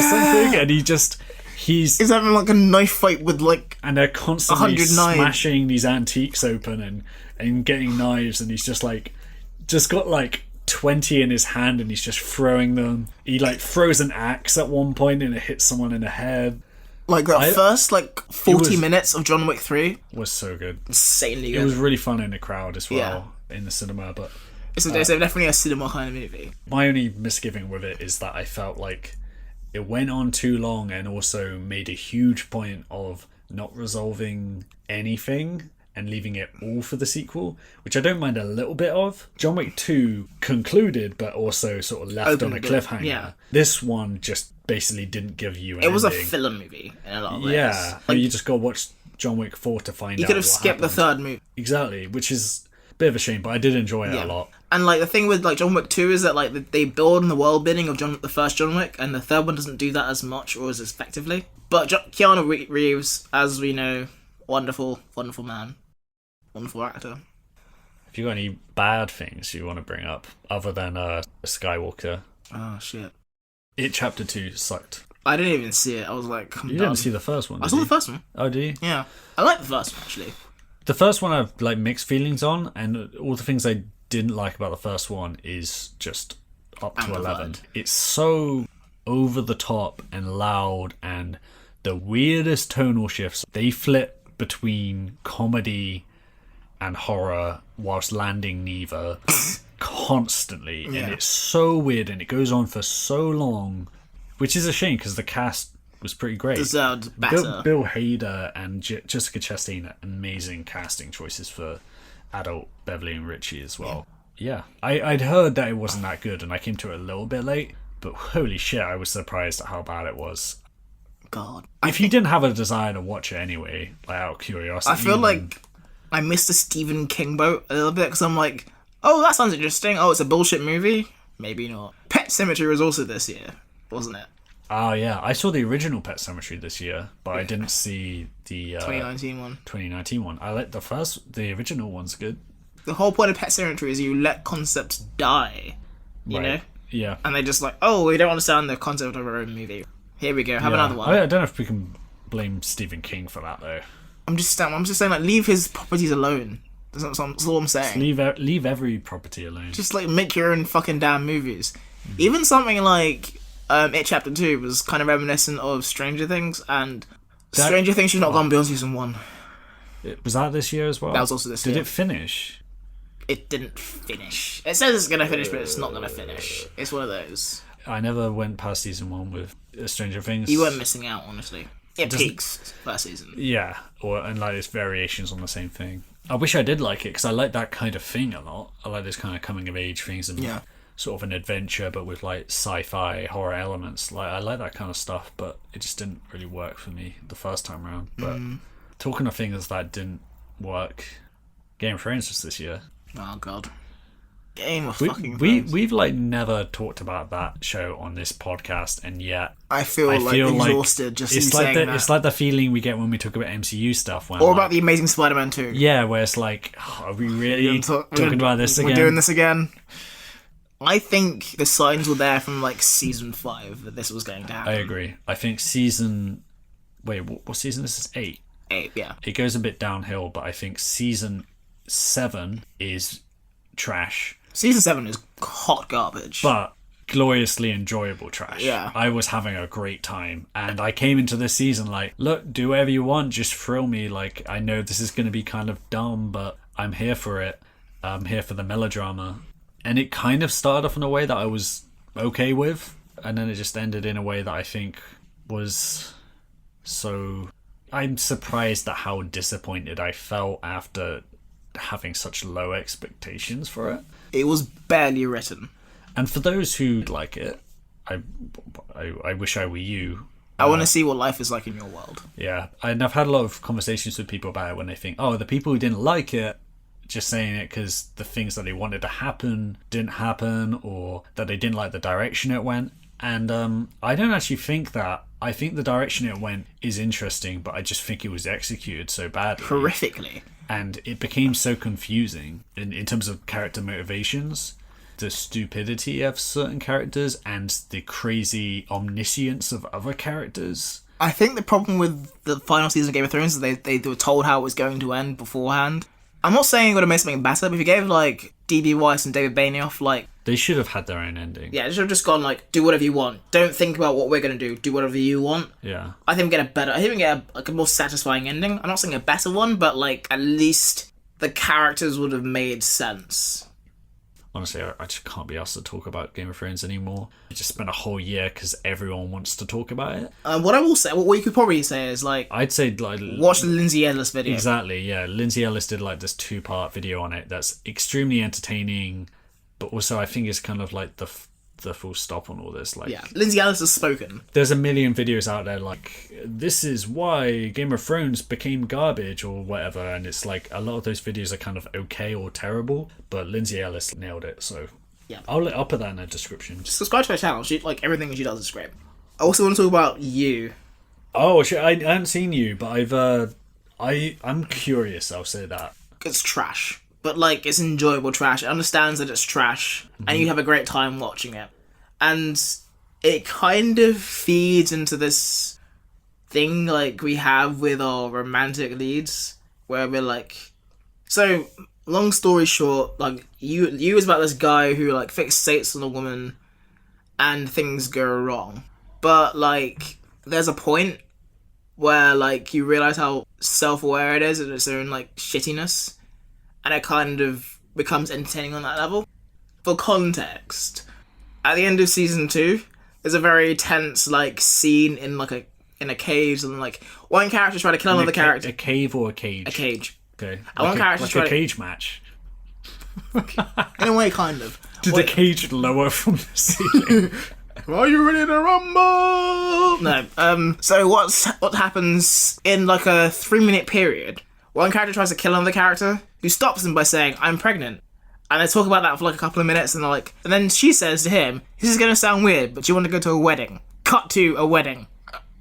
And it's that level of shitty writing where you're like... Is that a huge spoiler?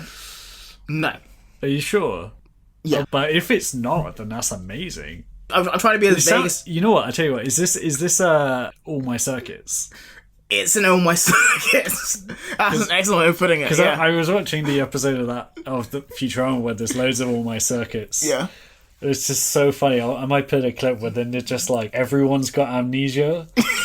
And they're just like, they're like, wait a minute, who here doesn't have amnesia? And everyone's like, oh, I don't know. I can't remember. It's that level of schlocky, but that's legitimately what happens at the end of season 2.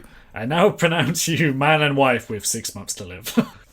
But, okay, so why are you saying that it's worth watching? Just because it's just fun? It's a wild ride.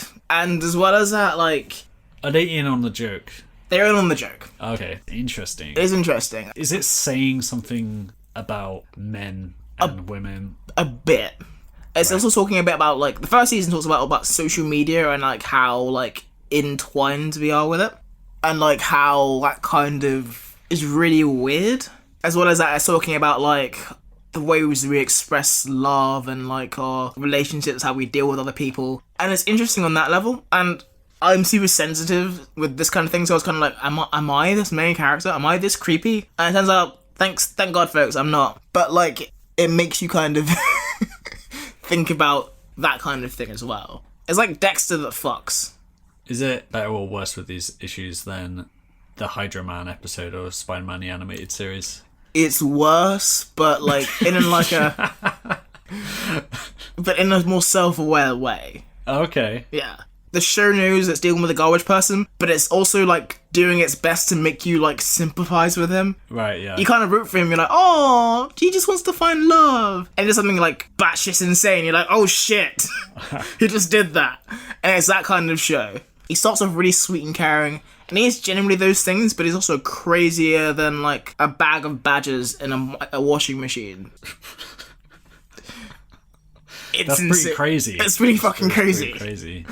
It's mad. I've seen a badger in a washing machine, and I've seen a bag of badgers, but not a bag of badgers in the washing machine. Yeah, it's crazy. It's a crazy thing to even say out loud. Season 1 was last year, 2019. Maybe season 2 as well was like one of them was in 2019. I can't remember which one. If there's not nothing else, like there wasn't anything else in 2019 that you want to talk about, what about the things that were new to you this year? Not just like good stuff, but like stuff that had like a big impact on you. Well, I watched Gremlins for the first time, which was... Fucking love Gremlins. I can't believe it took me this long to watch. Used to be my favourite Christmas movie. Not quite anymore, but I still love it. I feel like Jingle All the Way is still my number one, but like... Yeah. I mean, mine's probably It's a Wonderful Life. But that's like the classy choice, Yeah, I guess. Jimmy Stewart doesn't punch any reindeer in that movie, and therefore... It's true. Just a huge down point. Yeah. They don't... At no point does he... punch a reindeer in the face. Yeah, or attack a Santa Claus with a giant candy cane. Yeah. At no point does Sinbad threaten to blow up the building. That movie is so insane. I'm actually quite sad that I didn't get to see it this year. Yeah. I'm going to start like watching it every year. I watched it this year and last year, and then watch it next year. The only thing I'd say is like I watched Jingle All the Way 2 last year, and I watched like 5 minutes of Jingle All the Way 2, and it was like the worst thing I'd ever seen. It's not worse than the Star Wars Holiday Special. Oh, you watched that this year? I tried. Oh, did you not finish it? I couldn't finish it. You have to finish that with me sometime. Like it's unwatchable. Yeah, you needed. I guess you need a stiff drink. Yeah, you need alcohol for that. You can't be like, but you need to be like drunk. It's bad. Well, if we're talking about bad movies, one of my favorite bad movies I saw this year was Theodore Rex. Oh yeah, which I saw with you. Yeah. Oh, and Samurai Cop. And Samurai Cop. Yeah, if anyone is like a fan of watching bad movies, check out Theodore Rex. Check out Samurai Cop. Check out Howard the Duck. Howard the Duck. That song's gonna be in my head for the next 10 years. So they head off right. I've been trying to find a reason to talk about Howard the Duck all year, and I guess here it is. Here it is. Here's your platform. Play us out, Howie. God, that movie's weird. It's one of the weird bad movies. It goes in no direction I expected it at all times. That first half of that movie, you're on the verge of just turning off because it's so weird. It goes on, everything in it goes on forever. Yeah.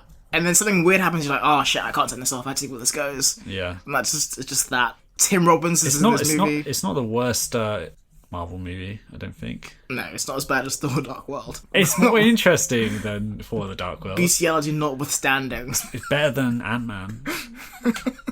Oh, I'm just fucking with people now. Yeah, Ant-Man was... I enjoy shitting on Ant-Man. Yeah, like... Oh yeah, Neil Breen. Yeah. Oh yeah, Thank We watched some Neil. I didn't. Oh no, I watched one Neil Breen. They all blend together to me now. I can't like tell one from the other. Yeah, they're all amazing. They're all about hacking the government and being irresistible to women. It's like a porno without any sex in it. Yeah, it's very strange. Was it this year or was it last year we saw one in the cinema? Twisted Pair. Yeah, his latest. It might have been late last year, but time has just become like a big blob of nothing. Yeah, especially when you're watching a Neil Breen movie. God, like your time just dilates. You have no idea where you are at any given time. I also, talking about like superhero movies, or comic book movies anyway, it was only this year that I saw Hellboy 2. Oh, the Golden Army. Yeah. I mean, I love Guillermo del Toro, but I only watched Hellboy 1 last year. And I didn't watch the new Hellboy with... Oh, shit. Yeah. I'm going to watch it at some point because I've got this dumb thing in my head that I have to watch every superhero movie at some point. Oh, God, really? Yeah. I got to watch Steel. I got to watch Supergirl. I kind of want to watch Steel. Wait, what? I'll get my list. You got Spawn on there because they're coming out with the Spawn remake. See, I got this Letterboxd list where, for some reason, I decided to rank all the superhero movies. Yeah. Which is really stupid because when you get that many movies, it's impossible to rank them. The list I've got to do, I got to rewatch the Blade trilogy because it's just been so long. I can't really remember. I got to watch Brightburn. Oh, that was this year as well, wasn't it? Is it? Yeah. Oh, yeah. We keep saying this year. It's 2020. Who knows, man? I've got to watch Hellboy remake. Got to watch Joker. Got to watch Dark Phoenix. Oh, yeah. Got to watch Swamp Thing. I still haven't seen. Or Swamp Thing, the TV show. Or... I think there's more than one Swamp Thing movie. Why? I don't know. Into Swamp Things. Into the Swampiverse? And I got Multiverse of Man Things. I've got to watch Steel. Got to watch The Spirit. Got to watch Green Lantern. You haven't not seen Green Lantern yet? No. Oh, my friend. Got to watch Supergirl. Got to watch Elektra. Got to watch the original Captain America movie from 1990. Yeah. Got to watch the original Fantastic Four movie from 94 or something. Somehow still the best one. The Roger Corman one. Yeah. But then I've also got the Toxic Avenger. Not sure if that should be on that list. Is The Crow on there? I've seen The Crow. I haven't seen... I think there's a second Crow movie. Is there a second Crow movie? Yeah, ask for that. No, I was slightly disappointed by The Crow, to be honest. Actually, I remember watching it when I was like really young and really liking it. But I'm sure I would have loved it when I was a bit younger. But I've also got to check out Spawn. I got to rewatch the Teenage Mutant Ninja Turtles movies. Got to watch The Rocketeer. Got to watch... Wait, by Teenage Mutant... You mean like the new ones or the old ones? Because... Oh, the old ones. I'm not fucking watching the first new one's actually not bad. What? The Michael Bay one is actually not bad. Is that actually Michael Bay or did he just produce it? I think it feels like a Michael Bay movie, so if he's not directed it, it feels... But they look so ugly. I just can't They look stand hideous, it. but like... Apart from that, it's not that bad. The final... battles are a little bit shite. I'm also not into them turning Shredder into a man made entirely of knives. That's the final battle, yeah. It seems a bit overkill to me. But like up until that point, it's not bad. But it's like it's up there with the second Ninja Turtles movie. There's only so much I can punish myself. Oh, I mean, speaking of punishing myself, there's the 1989 Punisher movie with what's his name? Not Jai Courtney. It's so far from Jai Courtney. 1989. I know exactly who you mean. Am I thinking of the 2004 one actually? It's not got Jai Courtney in it still. I know, but Thomas Jane, you mean? I don't know what, but I just confused. I just want my kids back. You know that guy, Dolph Lundgren. Dolph Lundgren. He played Frank Castle in 1989. Oh, that's a terrible idea. You want to see what happens with it? Oh. Tell you what, in the 80s, he would have been a good Punisher. Who do you think I'm going to say? I don't know. Stallone. I thought that'd be too obvious. I'm like, you want to say Stallone? No, you meant Stallone. He'd be great. It's basically Cobra. And the only good one on this list that I've got to watch is Batman Mask of the Phantasm. I wrote classic animated movies as well. Well, I am, but only for that one. It was a cinema release and everyone's like intense about it being like such a good Batman movie. I think I watched a bunch of Superman movies this year. I think I watched Superman 3 and 4. Yeah, you watched all the bad 5? ones. Is there 5? Isn't that Superman Returns? Maybe. Which has like one good scene. I'm so confused about Superman movies. I know Richard Pryor was in one of them. Yeah. They're so confused. It's one of those things I was like, how is there so many Christopher Reeve Superman movies and yet people only really talk about 2 of them? Because two of them are not worth talking about. They're so like confusingly bad. Yeah. There's a bit where Superman rebuilds the Great Wall of China with his eyes. Literally what I just said, not exaggerating. He's not exaggerating. He uses his heat ray vision to make the bricks reappear after they're destroyed. Because that's what heat does. It makes things reappear. It's a time travel ray from his eyes. God. It's whatever you need it to be at this point. That was a scene where I'm like, some like 80-year-old producer was like, let's just have him do this, and everyone was like, doesn't make sense. He's like, we're on a budget. We're on a time limit here. We played a reel backwards. Yeah. God. I like how we've kind of committed to this episode being like too long now and just started like talking shit. Just like, because there was a point when I was like, let's keep it under an hour, and then I just like went, Oh, that shit was long sailed. Oh yeah, I noticed it. I can see the time on my laptop, and I was like, oof. One thing I would say, in terms of like stuff that was new for me this year, fucking Paddington 2. Finally watched Paddington 2. Like Paddington shit. Man, you seen Paddington? I really want to. Paddington 1 is legit great. You got some like anti-Brexit movie with a little bear in it. Sure, that's what everyone wants. Yeah, and his new one is fucking great, and Hugh Grant is the bad guy. I can't actually see that. And he's actually good. And he actually spends the whole movie taking the piss out of himself. You know, it's just super unflattering, but it's great. I don't know, it's just Paddington going to jail. It's so funny. What? Paddington goes to jail, but he's like the most lovely, sweet-natured thing, and he's in jail, and it's just so funny. But it's also like such a sweet movie. There's a scene where they teach him how to use a prison shank. He kind Would of this hurt somebody? Well, it doesn't get as far as prison shanks because he's got the power of marmalade. Oh, so it's not like the Shawshank Redemption with a bear. Well, yeah, but then if the Shawshank Redemption had Paddington in it, things would have gone very differently. Yeah. They would have just let Andy Dufresne out on good behaviour after a few months. Yeah. But anyway, it's great. There's action in it. The set pieces. And there's set pieces in it. And there's some of the best like set pieces I've seen. Fight choreography. It's like a fucking Spielberg movie. Oh yeah. It's just like legit fucking great. I'm super into it. That was a big watch. Paddington. Yeah. Also, I got to see Lucky. Lucky is really good. Is that one where Daniel Craig has the accent because he's on New James Bond anymore? No, that's Logan Lucky. Lucky is the last movie that Harry Dean Stanton made. Ah. It's kind of hard to describe, but it's about a guy who's old as fuck. Who's just Like, a hardcore, like, nihilist atheist, smoking all the time, just wandering around his tiny town and talking to people. And it's just really funny, really poignant, and David Lynch is in it. As a guy with a turtle who loses his turtle. Anyway. Speaking of David Lynch, actually, this was the first time I ever watched Blue Velvet. Oh, you watched Blue Velvet this year?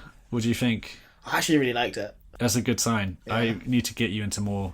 I feel like that's it's like the entry point of like David Lynch. It's like the least insane one. Apart from like Dennis Hopper, like just.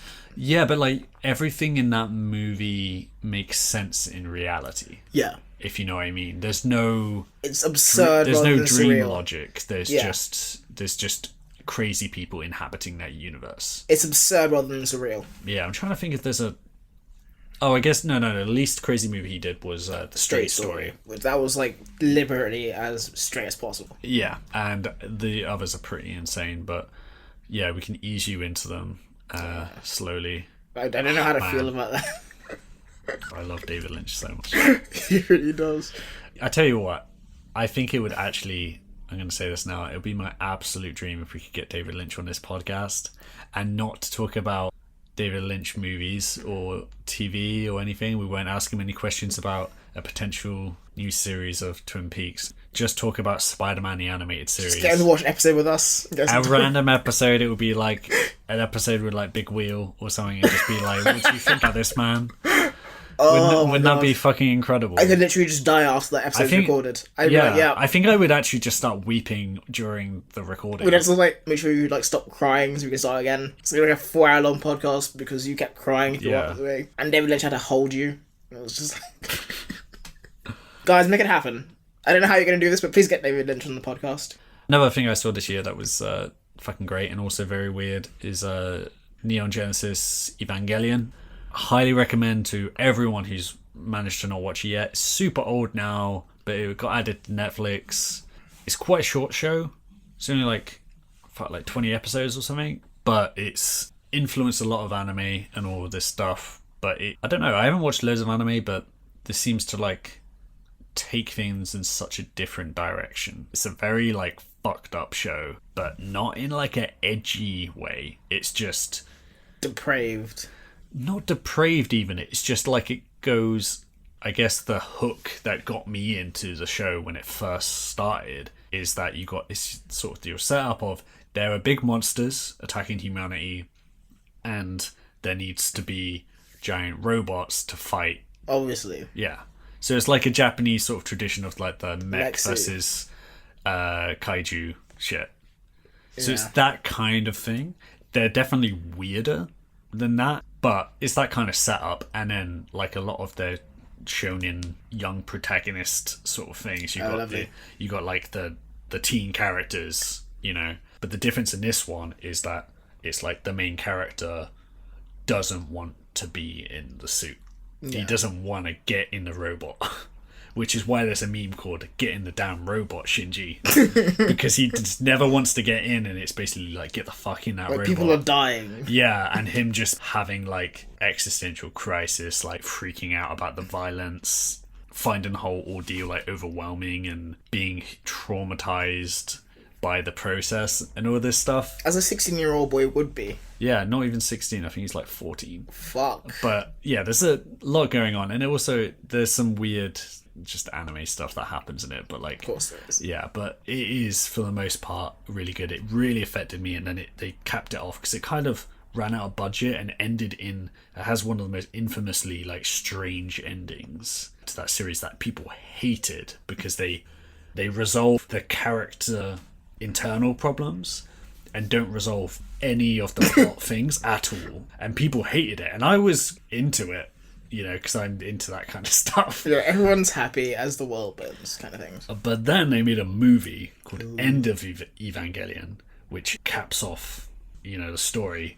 That movie is one of the most emotionally devastating things I've ever seen in my life. Okay. If not the most emotionally devastating thing. Jesus Christ. It's insane and incredibly fucked up and incredible in general. And I wrote about it, and I'll include the link to that in the description as well. But that is crazy. Fuck me. And that was probably the best thing I watched this year into like TV, for sure. Nice. And since this is actually kind of like a superhero / comic podcast, I should mention... nominally, yeah. Yeah, I should talk about a couple of comics I read. He says with like lots of enthusiasm. No, I just like, I've been talking so long. I'm sorry, everyone. No one's listening at this point. Everyone checked out when you said that you didn't like Joker without seeing it. Oh my god, they're going to go shoot in like a movie studio now. Anyway, a couple of things that were new to me this year, but like not 2019 things, but just like things I was late to the game on. DC's Kingdom Come. I don't really read much DC, but Kingdom Come is like, you know, a big deal. It's like a future of the DC universe thing, and yeah, it's fucking great. It kind of does that kind of dark future thing, but uses it in a way to actually delve into, you know, what Superman means as a character. Yeah. So some interesting things about it, and I really enjoyed it, and the art is incredible. Then there was Doctor Strange and... The multiples of man things? No. Doctor Strange and Doctor Doom, Triumph and Torment. Is it like an ER with like mystical doctors? No, it's really fucking cool, because do you know much about Doctor Doom in terms of like the supernatural side? I know he controls lightning sometimes. That's just the 2004 Tim Story movie. I'm That's sorry what to say. I'm saying. Unfortunately, if you're going with Doctor Doom by like the 3 movies, then you know nothing about Doctor Doom. I know nothing about it. Yeah, but Doctor Doom, part of his deal is that he's not just about science; he's about magic as well. His whole thing, and I'll breeze by this because it is like it's really good, and it's going to sound stupid when I rush through it. But basically, his mother, he's like a Romany heritage. Yeah. His mother basically wanted power to be able to take on the ruling classes in Latveria that were fucking up her community. Yeah. And leaving them in poverty, and then she basically made a deal with Mephisto, Good old Mephisto. who is the Marvel devil, basically. And he gave her this power, but he basically didn't give her the ability to control it, and she ended up fucking up so many people. She like killed children, she killed like a bunch of her own people. It was this horrible massacre, and then she let him take the power back because she was like, I didn't want this. Yeah. And then she's killed. It's this really horrible start, but years later he goes through all his bullshit to becoming Doctor Doom, becoming the leader of Latveria. But the whole thing with Doctor Doom is that in the back of his mind he's always like, I'm gonna go down to hell and get my mum back. yeah, because my mother's soul is damned for all eternity. It reminds me of like Futurama. Well, the robot hell song. Yeah. Gods are evil. You won't miss them. We'll find something else to make up that smell. And the Beastie Boys are in it. Yeah, he was saying like, we'll punish you for every crime. We have all these torments, most of which rhyme. Oh, love the Futurama songs. Anyway, basically, he ends up meeting with Doctor Strange. There's this magical competition happens, and Doctor Doom ends up bullshitting his way into winning it. The thing that you win from this is you get a boon from the person who came second, which is Doctor Strange. So Doctor Strange is beholden. He's got to do one thing for Doctor Doom. Yeah. And Doctor Doom's like, you're going to come to hell and help me get my mother's soul back. And then the series is just him and Doctor Strange going into hell and trying to get the soul of his mother back. The art in it is fucking out of this world. I'd imagine it's so good. It's so good, but also in between the story, they're weaving in stuff from Doctor Doom's history and stuff from Doctor Strange's history. And you kind of get a really good understanding of who they both are. And I think it's a really good, almost introductory to like finding out what Doctor Doom is like, because there's so much interesting character stuff in play. Because, you know, Doctor Strange is like, wait, why did you not just, I am a heroic, magical person. Why didn't you just ask me to find your mother like years ago, rather than having to like have this like magical reason to do it? And then I can't remember the line, but like Doom is basically like, I will never ask anything of anyone. He's that level of like, just an arrogant prick. Like I don't need anything from anyone, and I will never be beholden to anyone. And it's like his mother's soul is like the one thing he needs. Yeah. And the one thing hanging over him that he can never like free himself from. It's just so good, and it's quite short. Like it's only like a 4-issue graphic novel or something, but fucking recommend the shit out of that. It's so good. Also, Man Thing. Gotta bring in a Man Thing. I read like one of those like complete Man Thing graphic novels, which just had a fuckload of the original series by Steve Gerber and a couple of like the team ups and stuff like that. Original Man Thing comics are great. I love Man Thing. Anyway. Love that Man Thing. Love that Man Thing. Also, caught up on Dan Slott's run of Silver Surfer. How's that? Fucking insanely good. Reading it, I was like, this is what I want Doctor Who to be, in terms of just like the limitless possibilities of the universe. And he's got a companion with him who's a human companion, and she's kind of bringing him back down to earth and showing him a way to enjoy the universe again. It's so imaginative, so funny, the art is so good, and it's also like absolutely beautiful. And they there's like 2 runs they did, but it's basically like 30 issues start to finish actually has an ending, unlike a lot of comics. Like they come to a definitive ending, and this is done. I'm sure there's new Silver Surfer comics out after, but as a story, so I highly recommend that. And the last one, I also caught up on Miss Marvel. They did relaunch the series. Now there's a new series that I think is like 4 issues in or something. Yeah. As in Kamala Khan, Miss Marvel. Okay. And there's not one bad issue of that comic. Really? It's fucking great, and also has cemented in my head that Kamala Khan is the new Peter Parker, as far as I'm concerned. Really? in terms of like that relatable, compelling teenage character. There's just like Kamala Khan's the best, and I love Miles Morales. Yeah. But yeah, Miss Marvel is just incredible. There's so many Spider-Man comics, and he's always going to be around, and they have to find ways to reinvent him. And there's been a lot of good Spider-Man comics like last like decade or so. Well, they kind of reinvented him in a little different way. It's like, Yeah, but like you don't need to reinvent them. You just move on to something new, like Yeah. Miss Marvel, which is just so fucking good and recommend to anyone. It's amazing. Awesome. And those are my big like comic recommends. That were none of them are really like 2019 things, but they're just like new to me this year. yeah. Also, from like a comics perspective, this was the year I actually read Watchmen for the first time. Oh shit, yeah. Yeah. Just in time. Just in time, literally. Like, I didn't even know the show was coming out until like a bit later. Yeah. I was like, well, that's convenient. And as well as that, this was also the year that I read Marvels. Oh yeah, I love Marvels. It's great. Yeah. It's actually Alex Ross. Alex Ross. art. The art is insanely good, but I really like the story as well. I didn't expect to be like as effective as I was by the story. It's very good at like it's a different perspective, but it kind of runs through all like the most Yeah. major iconic events of the Marvel universe. Is it more like the Silver Age really it focuses on? I think it goes up To the Silver Age. Isn't it? to the no, it kind of goes through all of them because basically it starts off like it does like Namor and The Human and Torch. Captain America and Human Torch. That's all Bronze Age. Yeah. That's early, and then it goes. The end of the Silver Age is the death of Gwen Stacy. That's kind of where the book ends as well. Yeah, but do they go beyond that at all? Because Not really. okay, because that's basically the Golden Age is after that point. It's all like the big sort of historical parts of the Marvel universe seen from a different perspective and Yeah. giving them like a socio-political reality, and it's just beautiful art. Oh, the art's incredible, breathtaking. In the same way of Triumph and Torment, it's really good for fans, but also if you don't really know anything about these characters, you jump in because it does kind of walk you through. Most of what they do. Yeah, I mean, do you think it's like accessible for that kind of stuff? I think like you want like some like the only thing I'll say is like Peter Parker is given like one panel. Yeah. And then it's pretty much like, look what a piece of shit this guy is. Yeah. And it's like, if you know Spider-Man, you know like it's completely on point for the character.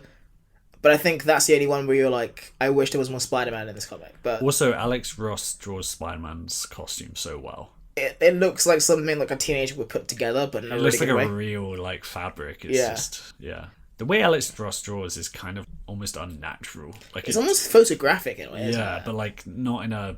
Sometimes that can go too far. It's not like Uncanny Valley, but it's just like it's very artistic rather than like comic book. It's like it doesn't belong in a comic book in a way. It's almost like real life to the point. You can tell that's what he was going for.